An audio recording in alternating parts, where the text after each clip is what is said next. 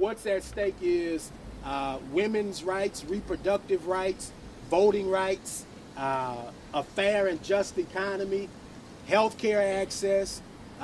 As hot as it's ever been in my life. I know when I was a kid it was not this hot, and that is because we are burning up this planet, and we've got to do something about the environment in order to ensure that our kids have a planet to inherit. I am controversial. I say stuff that people think but don't say out loud. And I do that because at the end of the day, being quiet ain't never gonna change nothing, and it damn sure didn't change nothing in my neighborhood. Candidate Gary Chambers made a visit to Monroe this afternoon. NBC 10's Scarlett Gully joins us with the details. I'm here at Forsyth Park for U.S. Senate candidate Gary Chambers' campaign stop. I spoke to Chambers, and he says it was the perfect opportunity to connect with residents in the Twin Cities. Having conversation with people about what's important to folks in Monroe. I'm from Baton Rouge. I don't know the issues that are important to people here. The way you learn those issues is to come into the community, connect with people, find out what those issues are, and then figure out how do you solve those issues for people. Family Fest kicked off early afternoon with free food, music, and interaction with residents. A local resident says Chambers showing up is what matters most to the people. That's what Gary did today. He showed up. And that's what I believe in. Anyone that shows up, I follow. Belief, change, love, and accountability. And that's what Gary represents. Originally from Baton Rouge, Chambers says he sees the need across the state of Louisiana. There's a lot of work to do. We've got to get federal resources to address those issues. How do we appropriate the infrastructure dollars that are going to come down? How do we make sure that there's equity in that process? How do we protect people's rights and expand people's rights? That's all a part of what we do. Okay, and why did you want to come to the city of Monroe to throw a party for families? For me, we did this family event today because we're running statewide and we want to connect with people in every part of the state. We don't want to wait until it's close to the election. We want to get out and learn what's happening in Monroe, what's important to the people in North and South Monroe. So that's why we're here. And so what type of conversations are you planning on having with families and children that comes to today's event? Oh, I'm just listening for the most part today. Learning about this community, learning about what's important to people, and then my team's job is to figure out how do we make those things a priority for us that we can bring results to people that give us their vote. Is this your first time visiting Monroe? No, this is not my first time in Monroe. I've been to Monroe a few times. Complaints or any issues that they want to see covered, if you were elected? I don't think I would say complaints. I think people are concerned about things that happen in their community, but that's everywhere that you go in the state.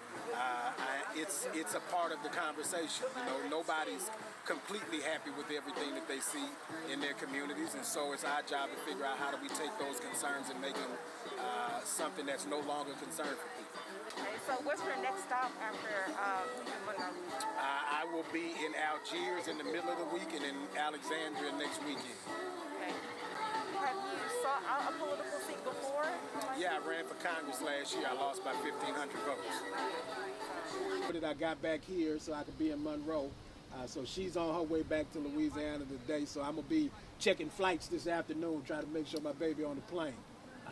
But I'm in it for her and for kids like her so that they don't grow up in this state and want to leave. Most people, when they turn 18, the first train smoking out the state, they looking for it, and if they can't do it at 18, they're on a quest until they leave this earth to leave this place. And it's because I don't think that we've done a good job of prioritizing the people of Louisiana. Our state is a beautiful place. When you drive up here, there's so much opportunity. There's so much land and opportunity for us to be able to grow this state. We rank number 50 in the nation. I don't know if you know that, but 48 in education, 46 in healthcare, 49 in the economy, 47 in opportunity, 50 in crime, 48 in environmental quality. I think we rank 50 in crime because we rank 47 in opportunity. If you don't have opportunities and jobs for people, what do people end up doing? Resorting to other ways to make sure that they have ways to make ends meet. And so when people ask me about crime, I think we solve crime through creating jobs, by making sure that we diversify this state's economy. We're married to the oil and gas industry.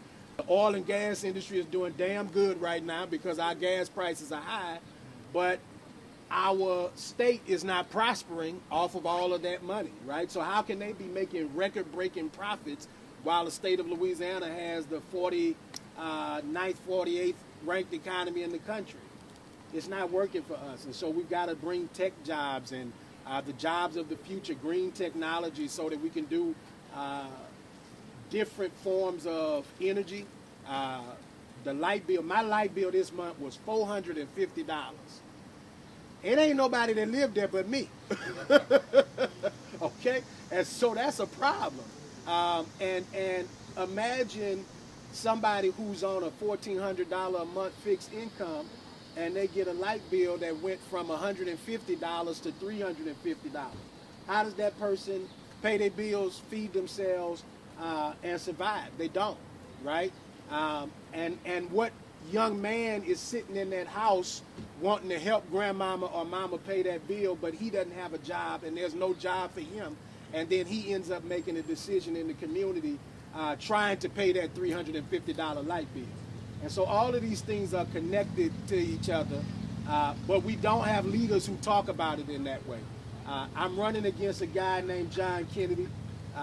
He is more like Foghorn Leghorn, the cartoon character, than he is a U.S. senator. But he's not stupid at all. He's raised about $20 million, but we can beat him. He was elected with 536,000 votes. There are 900,000 registered black voters in the state of Louisiana, 1.2 million eligible black voters, and 30% of white voters in the state of Louisiana consistently vote for Democrats. What does that mean? We can send him home. But it means that every progressive white voter and every black voter in the state of Louisiana has got to show up November the 8th. And so that's why I didn't wait until September or October to come to Monroe. We said we're going to come as soon as we can. We qualified for the election on Wednesday. I'm in North Louisiana on Saturday because it is important to me to get into the community and connect. We've been to Shreveport twice. Am I telling the truth? Twice. We will probably be back again before the end of August. We intend to be back in Monroe multiple times. But what my objective is to get this crowd to be a bigger crowd every time that we come, so that people understand what's at stake. What's at stake is women's rights, reproductive rights, voting rights, a fair and just economy, healthcare access. As hot as it's ever been in my life. I know when I was a kid it was not this hot, and that is because we are burning up this planet, and we've got to do something about the environment in order to ensure that our kids have a planet to inherit. I am controversial. I say stuff that people think but don't say out loud. And I do that because at the end of the day, being quiet ain't never going to change nothing, and it damn sure didn't change nothing in my neighborhood.